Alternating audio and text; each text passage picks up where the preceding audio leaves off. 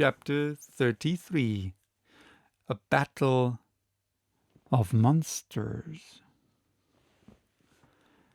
Saturday, August the 15th. The sea unbroken all round. No land in sight. The horizon seems extremely distant. My head is still stupefied with the vivid reality of my dream.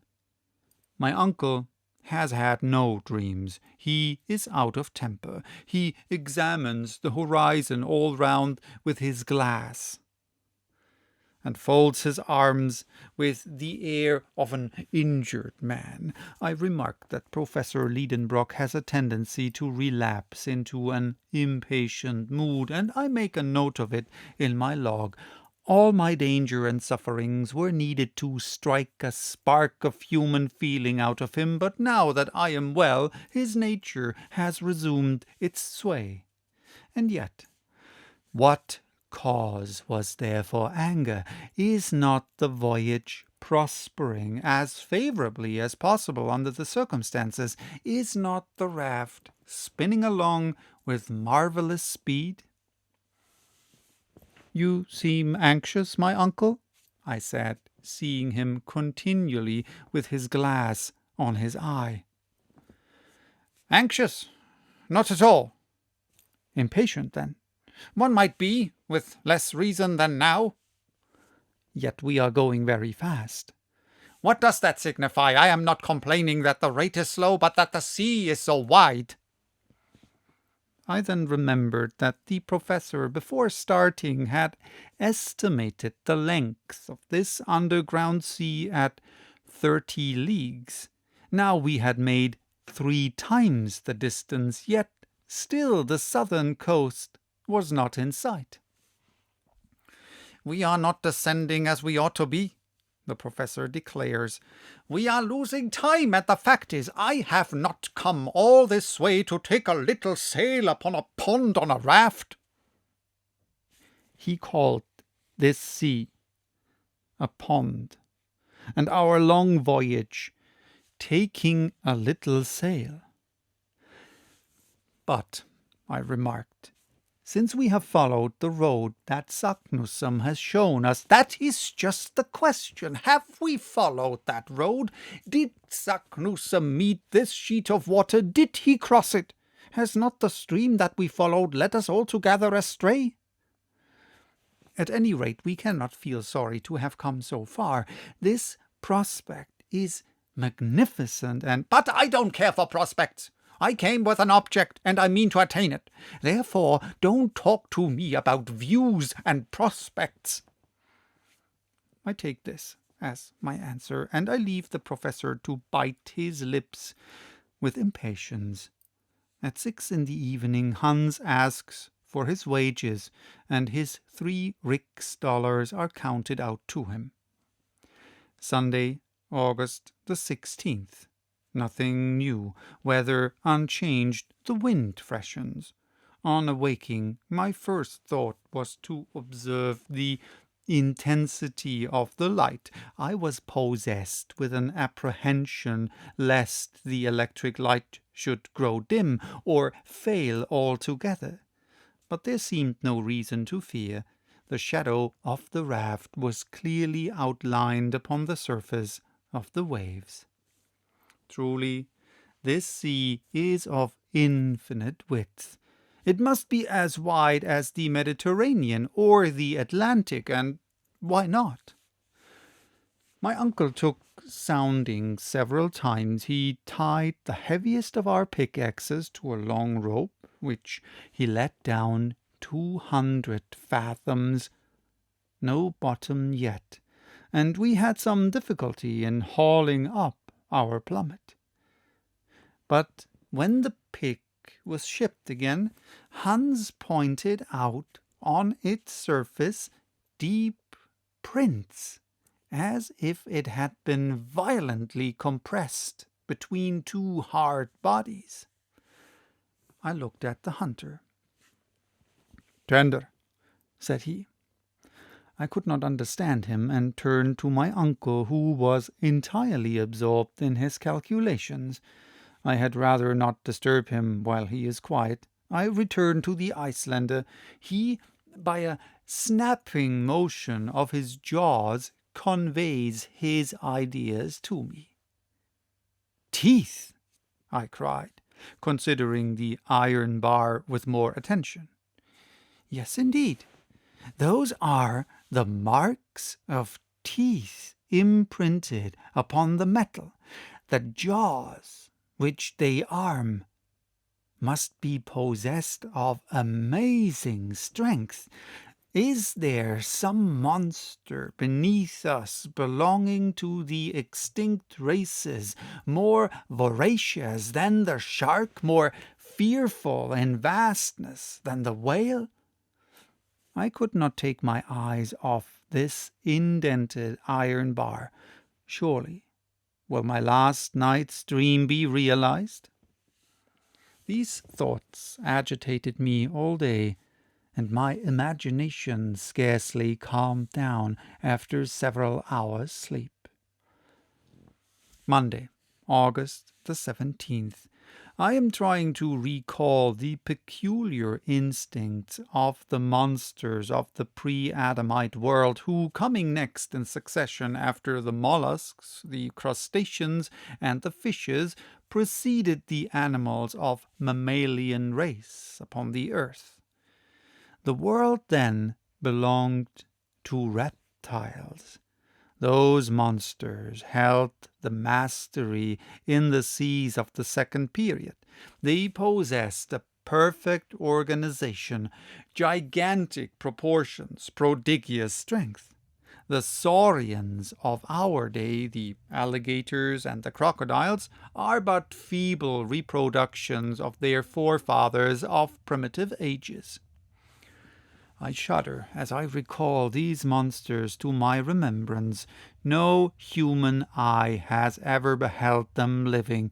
They burdened this earth 1,000 ages before man appeared, but their fossil remains, found in the argillaceous limestone called by the English the lias, have enabled their colossal structure to be perfectly built up again and anatomically ascertained. I saw at the Hamburg Museum the skeleton of one of these creatures 30 feet in length. Am I then fated, I, a denizen of earth, to be placed face to face with these representatives of long extinct families? No, surely it cannot be. Yet the deep marks of conical teeth upon the iron pick are certainly those of the crocodile. My eyes are fearfully bent upon the sea. I dread to see one of these monsters darting forth from its submarine caverns. I suppose Professor Liedenbrock was of my opinion too, and even shared my fears, for after having examined the pick, his eyes traversed the ocean from side to side. What a very bad notion that was of his, I thought to myself, to take soundings just here. He has disturbed some monstrous beast in its remote den, and if we are not attacked on our voyage— I look at our guns and see that they are all right. My uncle notices it and looks on approvingly. Already widely disturbed regions on the surface of the water indicate some commotion below. The danger is approaching. We must be on the lookout. Tuesday, August the 18th.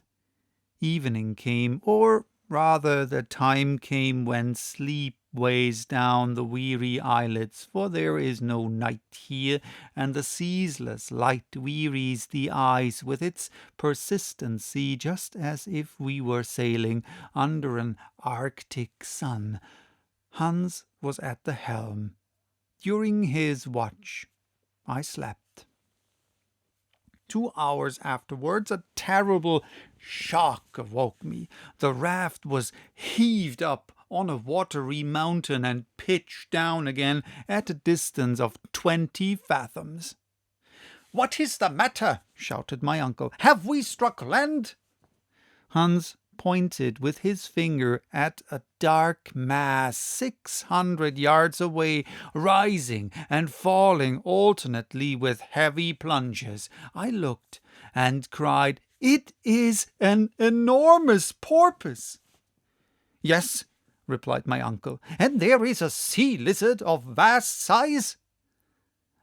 And farther on, a monstrous crocodile. Look at its vast jaws and its rows of teeth. It is diving down. "There is a whale! A whale!" cried the professor. "I can see its great fins. See how he is throwing out water and air through his blowers." And in fact, 2 liquid columns were rising to a considerable height above the sea. We stood amazed, thunderstruck at the presence of such a herd of marine monsters. They were of supernatural dimensions. The smallest of them would have crunched our raft, crew and all, at one snap of his huge jaws. Hans wants to tack to get away from this dangerous neighborhood, but he sees, on the other hand, enemies not less terrible, a tortoise 40 feet long and a serpent of 30 lifting its fearful head and gleaming eyes above the flood. Flight was out of the question now. The reptiles rose. They wheeled around our little raft with a rapidity greater than that of express trains. They described around us gradually narrowing circles. I took up my rifle, but what could a ball do against the scaly armor with which these enormous beasts were clad? We stood dumb with fear. They approach us close. On one side the crocodile, on the other the serpent. The remainder of the sea monsters have disappeared. I prepare to fire. Hans stops me by a gesture. The 2 monsters pass within 150 yards of the raft and hurl themselves the one upon the other with a fury which prevents them from seeing us. At 300 yards from us the battle was fought. We could distinctly observe the 2 monsters engaged in deadly conflict, but it now seems to me as if the other animals were taking part in the fray. The porpoise, the whale, the lizard, the tortoise. Every moment I seem to see one or the other of them. I point them to the Icelander. He shakes his head negatively. "Twa," says he. "What, 2? Does he mean that there are only 2 animals?" "Yes, he is right," said my uncle, whose glass has never left his eye. "Surely you must be mistaken," I cried. "No, the first of the monsters has a porpoise's snout, a lizard's head, a crocodile's teeth, and hence our mistake. It is the Ichthyosaurus, the fish lizard, the most terrible of the ancient monsters of the deep." "And the other?" "The other is a Plesiosaurus, an almost lizard, a serpent, armored with the carapace and the paddle of a turtle. He is the dreadful enemy of the other." Hans had spoken truly. 2 monsters only were creating all this commotion, and before my eyes are 2 reptiles of the primitive world. I can distinguish the eye of the Ichthyosaurus glowing like a red-hot coal, and as large as a man's head. Nature has endowed it with an optical apparatus of extreme power and capable of resisting the pressure of the great volume of water in the depths it inhabits. It has been appropriately called the saurian whale, for it has both the swiftness and the rapid movements of this monster of our own day. This one is not less than 100 feet long, and I can judge of its size when it sweeps over the waters the vertical coils of its tail. Its jaw is enormous, and according to naturalists it is armed with no less than 182 teeth.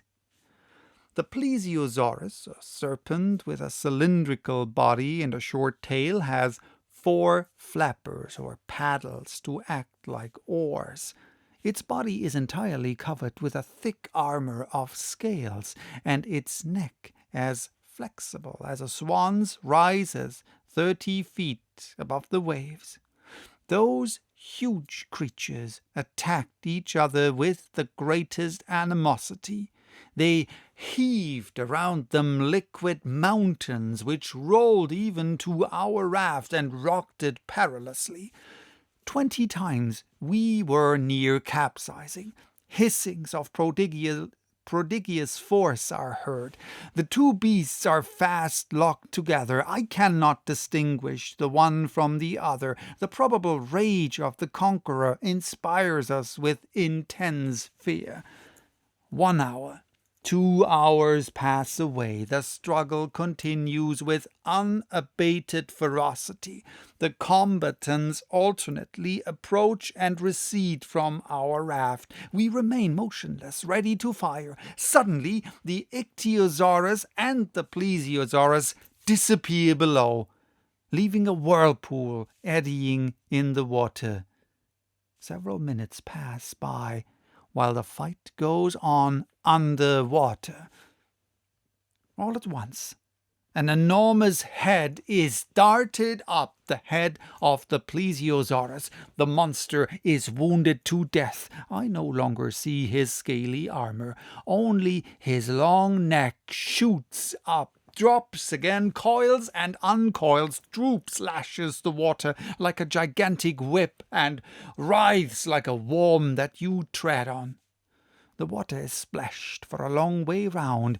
The spray almost blinds us, but soon the reptile's agony draws to an end. Its movements become fainter, its contortions cease to be so violent, and the long serpentine form lies a lifeless log on the labouring deep.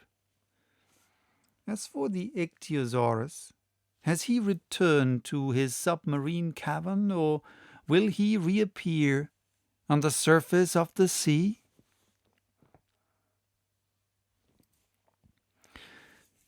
So, that was chapter 33. Bye-bye till next time with chapter 34. The Great Geyser.